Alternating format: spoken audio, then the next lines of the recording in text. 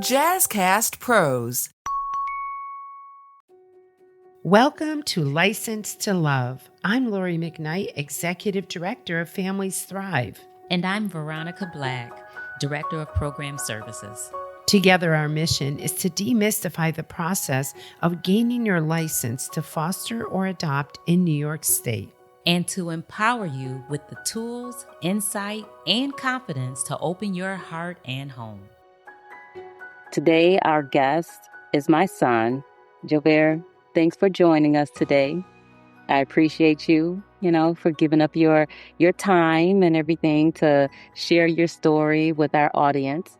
No problem. What I was hoping today was that we would be able to share with our listeners what it's like for a child to be placed in, a foster home, for not the first time, because I know you had, how many placements did you have before you came? I had about 7 different placements. 7. Okay. 7 different placements.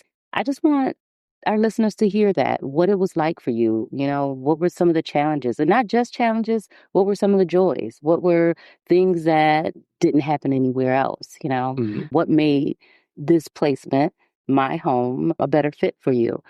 I remember feeling that instead of us bonding when you were first placed, I felt like I had to, get you ready. I had to get you ready for school. I had to make everything right. I had to fix things. And in spite of all the training that I had, that was my mindset.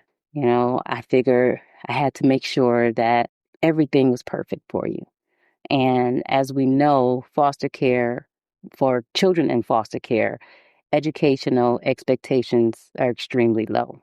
Mm-hmm. So you hear about kids who bounce around from foster home to foster home. And many of them, some don't go to school. No one's pressuring or encouraging, I shouldn't say pressuring, but encouraging them to do classwork. And it's like, oh no, that kid has experienced trauma. So, it's like, we're not going to push, we're just going to let him or her be.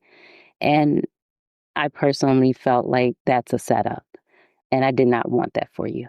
I do recall you not being able to read. You weren't, able to identify letters. It was just even the simple things. You didn't know how to tie your shoe. You didn't know your birthday or your middle name. And I mean, it was just so much. And you were placed with me August 7th. And I remember school here started in September. And I struggled because I was able to bond with everyone else. But it was like, no, that wasn't the focus. It was like, okay, I got to get them reading. I got to get them this. I got to get them ready for school. And I feel like that I did a disservice to you, because I wouldn't say it was a disservice, because it wasn't really your fault. It was the system I grew up in, because I moved around way too much. So I couldn't had the opportunities to really polish my education like all the other kids. But I would say that being placed here was different, because usually when I made a mistake, I would just get moved to another house. But here, you actually showed that you cared about me, and that even if I made a mistake, it wasn't my fault, but my chance to grow from it. And you kept me because of that. Yeah. Okay. Well, that's good to hear your perspective. It was challenging though. It was extremely challenging, because I know you were not happy with me a lot of the time. And I would say I was on guard, because mostly due to the other houses, I felt like the parents didn't really care for me that much. Or like, oh, this is like another house. I'll probably be out in a minute. But I would say it was different, because you did adopt me and Ian.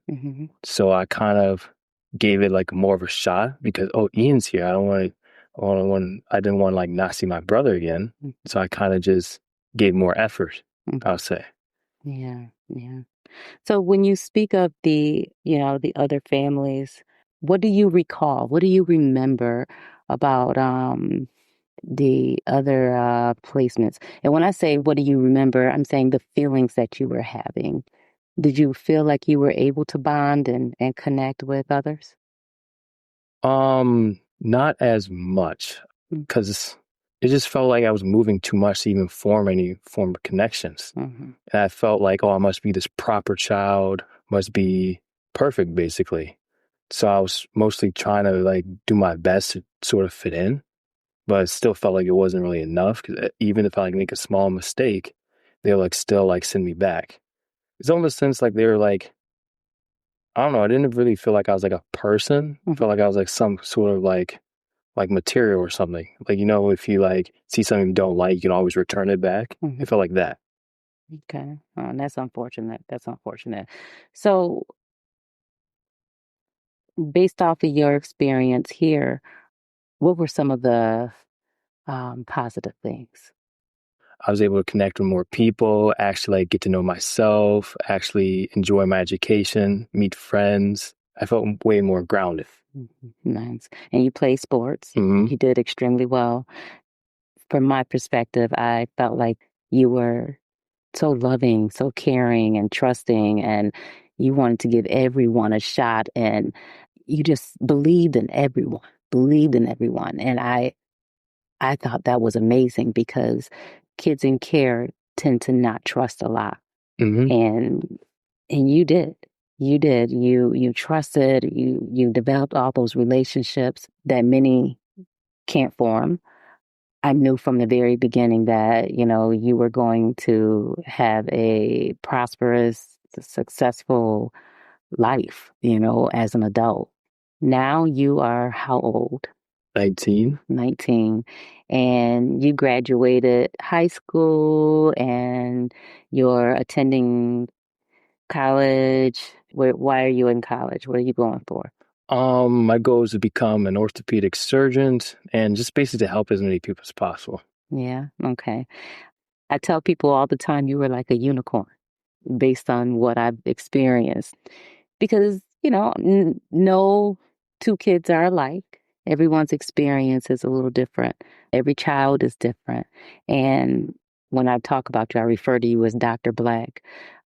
What the audience don't know is that Joubert actually enjoyed school. He was one of those kids who was excited about, his assignments and, joining the different clubs and activities. And I did not have any issues or calls in regards to, his behaviors and everything at school. Joubert was very, like he said, grounded. And that was a blessing. That was a blessing because, many don't know my story, but I was a single mom with 4 kids. So I have 4 boys and one is my birth child. So as a foster parent, I did decide to go to the next level and adopt my children. I chose to adopt because of the simple fact that I know how hard it is. I know how hard it is to go into a home and be there for 6 months, a year, and get settled and think that, oh, I'm going to stay forever. Or this is my forever home. And then you have to move again. I didn't want that for my boys. I did not. They were stable. They were doing exceptionally well. And leaving just wasn't an option. So once I committed, I committed. And I'm not going to say I didn't face a lot of challenges because, like, as I said before, Joubert is like my unicorn. He's different. All my boys are doing really well and successful, but they came with their own challenges.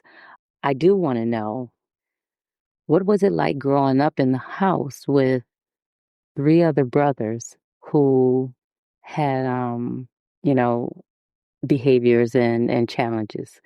What was that like to witness the struggles of your other siblings? So just to clarify, Joubert is my youngest, and to watch your 3 brothers go through what they were going through as youth. You did not join in, you did not mimic, what you were seeing. You stayed focused, and I want to know what was that like? It was definitely different seeing them go different paths, Hmm. but I saw it as more of a sense like they kind of made the way for me. Hmm. They cleared the path and stuff I shouldn't do or should stay away. And so I could take a different path, sort of like setting off like the booby traps for me to go by. Okay, booby traps. But yeah, Okay. All right. So, tell me a little bit. Tell me a little bit about, what it was like, and in care, you know, once you were placed here. when I was placed here, it was definitely different. I was pretty excited to have like more people in the house because Mm-hmm. usually in the care is just me or like someone very old that I Mm-hmm. can really have fun with. Mm-hmm. It was very fun because they encouraged me to play a lot of different sports. Styles Lynn, they love their football, wrestling. So yeah, it encouraged me to basically try new things, experience new Mm-hmm. type of challenges, Mm-hmm. which I'm kind of blessed for. Yes, yes. Opportunities, because Hmm. kids in care don't normally have those opportunities, especially being able to play multiple sports. And majority of the time, kids in foster care don't have that because they're bouncing from home to home. So that is that is a plus. That's a positive thing. Also gave me feeling sort of sense of unity. Like I have someone who has my back, I have their back. I felt very protected, and I really liked that feeling. Because in care, it kind of just felt like I was like, by myself, all alone. Ian was in like a different house. I couldn't really talk to him. So I felt like I was just, by Yeah. myself. Well, I recall because I was like, what, Mama Bear? Yeah. Hmm. I would always tell the boys that we were a team, and in order for me to protect and keep them safe, they had to be honest with me, and we had to communicate.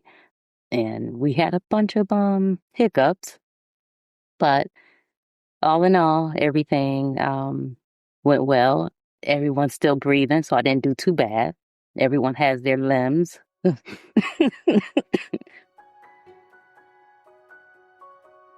Joubert, you've done a lot of, you know, advocating and speaking out for kids in care. Can you tell me why? Why did you decide to do that? Because I know you've sat on many different panels sharing your story, talking about the need for more foster and adoptive parents and the need for families who are willing to take older children, because we both know that infants don't wait. Hmm. There's a long line of families who are interested in fostering and adopting infants. So tell me, what made you take that? I mean, I've been through this and lived through this. So I try to use my story to basically help other people who are in my situation so they won't feel like as alone, Mm-hmm. and definitely make sure the parents know like the basically the experience of the child, because many of the parents kind of overlook the child's feelings and just like go straight to their file while they're in care rather than the feeling of their trauma they experience and the feeling of being basically isolated and abandoned for that long. Right, right. You have done some amazing work on behalf of youth in foster care at such a young age. And I know I appreciate it. I know other organizations appreciate it. But can you tell me why older children? I would encourage people to adopt more older children because they're about to age out of the system, Hmm. and then they'll be on their own with no skill, no basically way to survive on their own. Hmm. And people always go to infants because they're cute and adorable and stuff like that, but neglect the older children. I really don't like that because I don't know. It's just I just don't want them to be out there all alone, basically. Because after you age out of the system, you're kind of basically thrown to the wolves. You're out. You're basically an adult, Hmm. technically.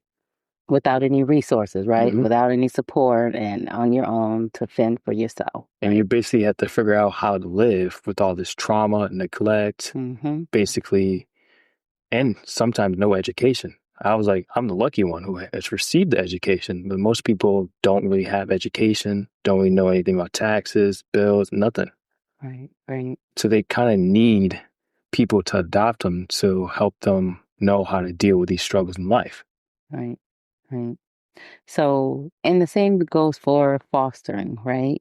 Hmm. Families who are willing to foster older children, because older children, you know, when aged out, it's almost like setting them up for failure.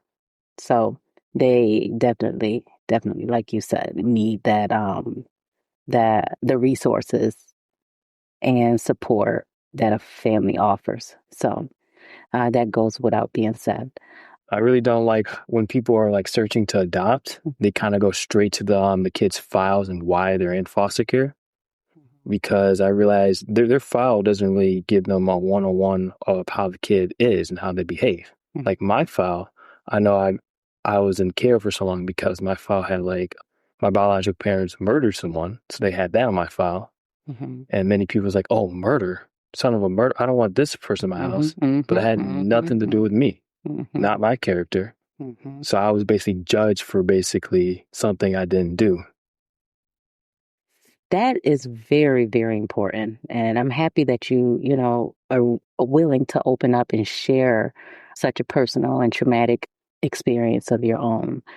By law, we have to share with the families, right? We Hmm. have to share the file and everything. But, what families may need to keep in mind is that every experience is different. So we could have the two of us, if you were an adult old enough to foster or adopt, we could have the same kid, but have different experiences. My home may be chaos and crazy and wild. Your home may be peaceful, calm, different environment, but same kid. So you're going to have different reactions, different responses to certain things, and different parenting styles.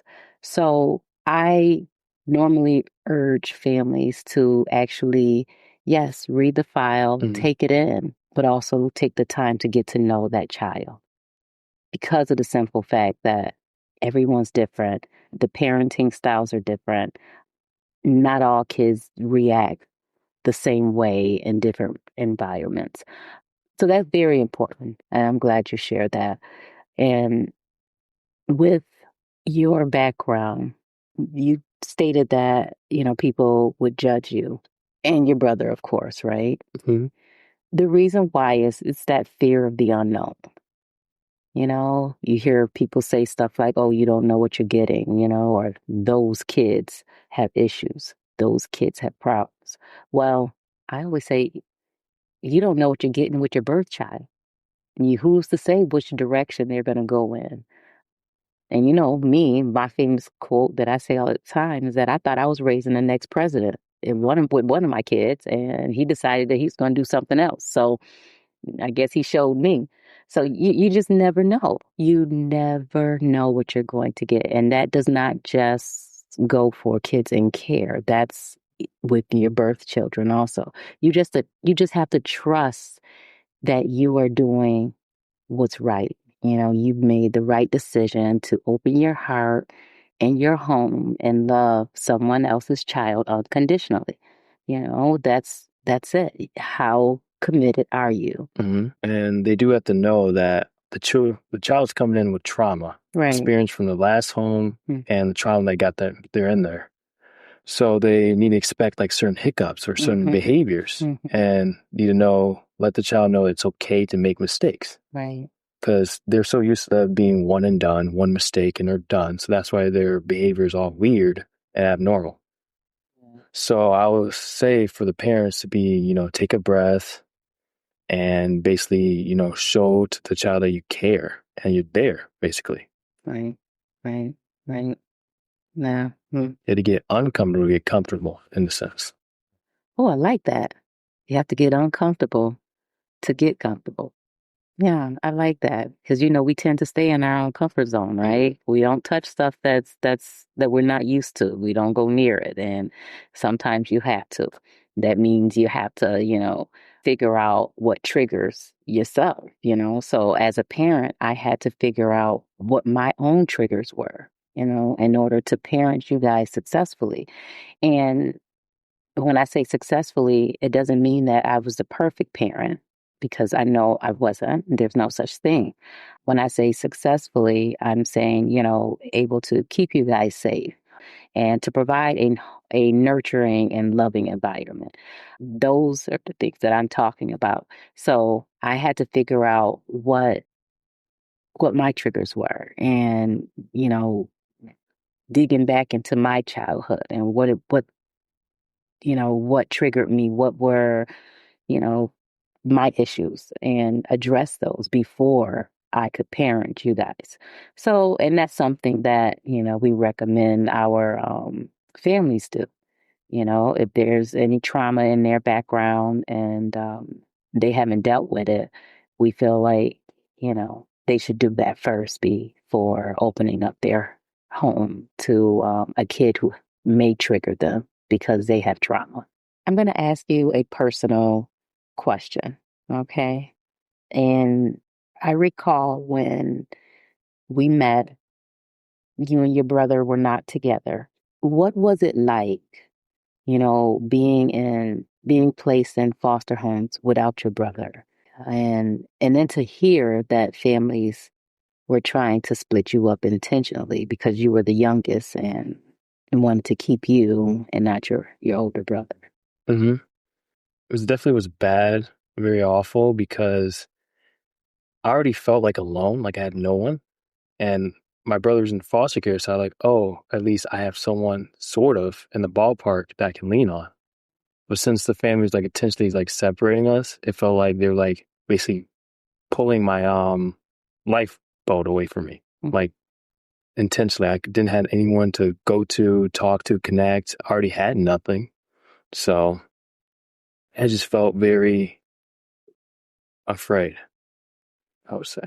When you guys were in care, you had visits with your other brothers. How did it feel when they stopped those visits? Do you recall? Because I know once you came here, I reached out to your siblings so that you guys could have a relationship. So tell me what that whole experience was like and how you felt once you came back here. Well, wait, how about this? I remember when you guys came, one of the things I was big on was not actually talking about the why you guys came into care, why or what happened in your home. So I didn't bring that up to you guys. I didn't. Do you recall me coming to you and saying, "Hey, why did they place you in foster care?" No. No, I wasn't going to do that because that would be a trigger, right, to set you guys off. So I definitely stayed away from that.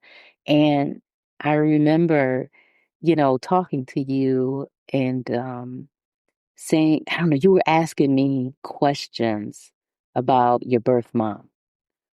And I was like, oh, that's a subject I don't want to touch because I didn't actually know what type of relationship you and your birth mom actually had.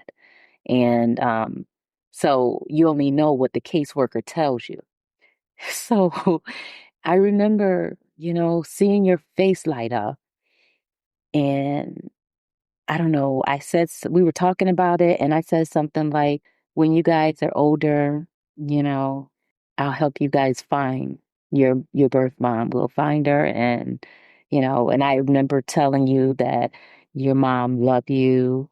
She just couldn't care for you and that she couldn't care for you because she was ill. And I said ill because that could be anything. It could be anything. It could be an illness. It could be, she could be sick. It could be drugs, it could be anything, right?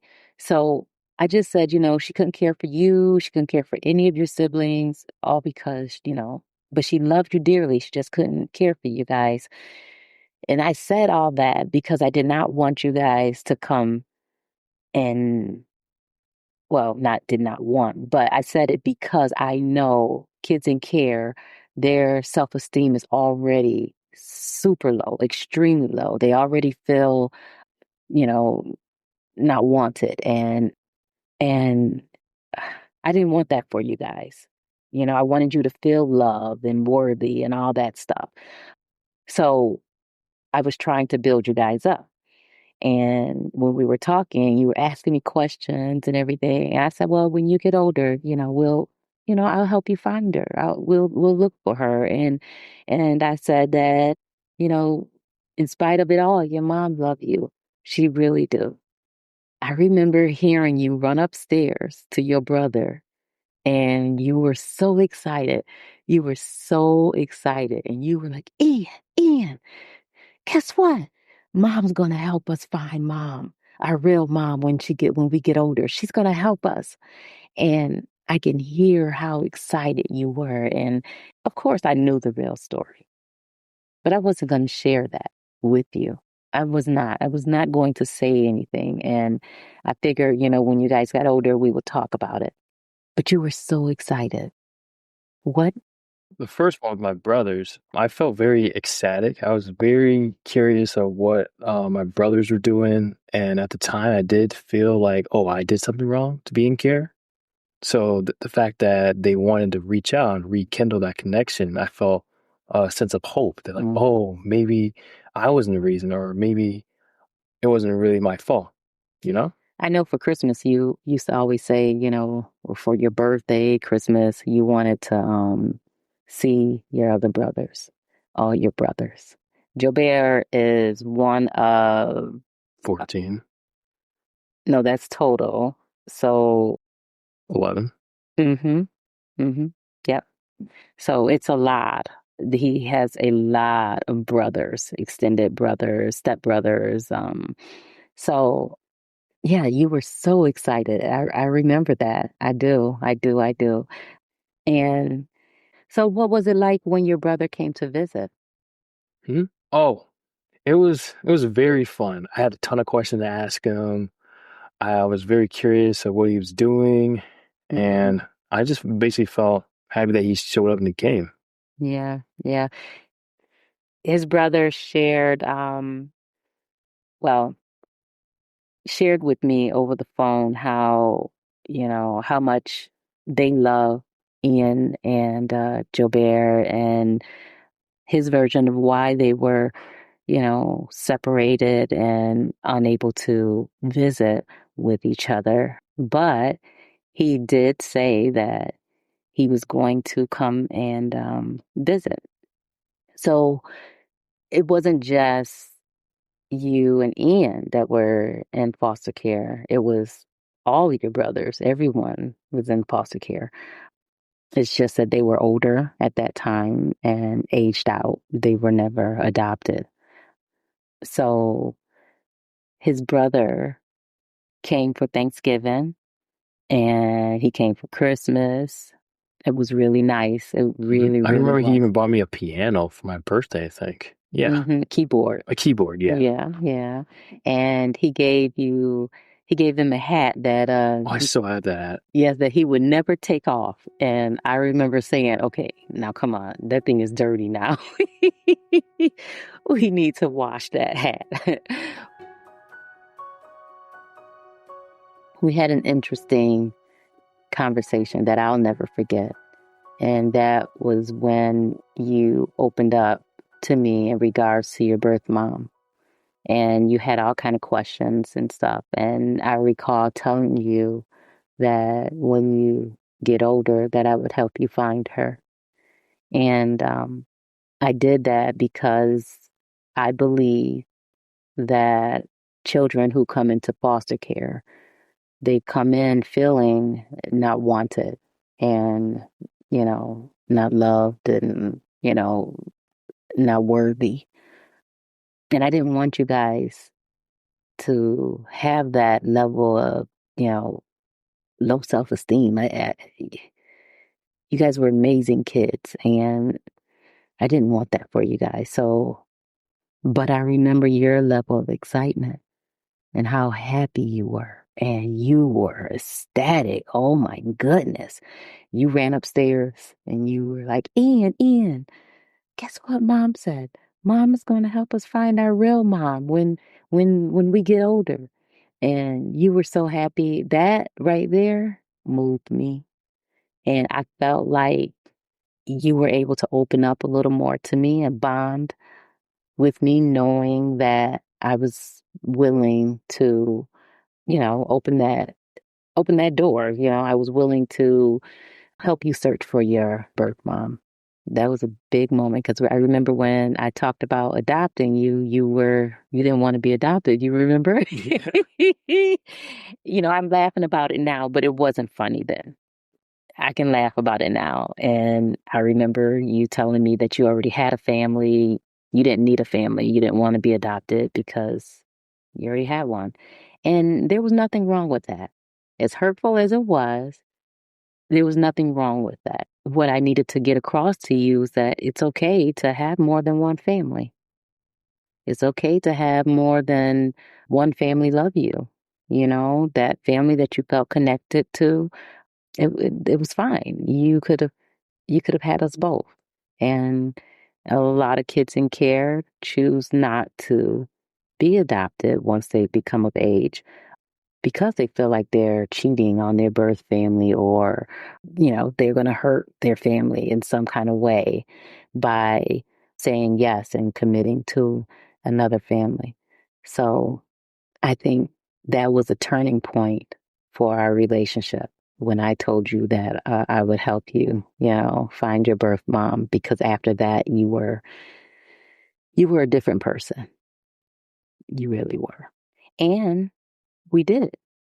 You did talk to your birth mom, didn't you? Hmm. And how do you feel about me not telling you at the time what I knew about your parents? Did give me a sense of hope, and certain kids in foster care do need that hope, I would say. Something to look forward to, something to keep them upbeat, because as they go into homes, they're like always like so tense, so like basically hurt. Mm-hmm. So that did give me some sense of joy, in that it wasn't really my fault I'm the care.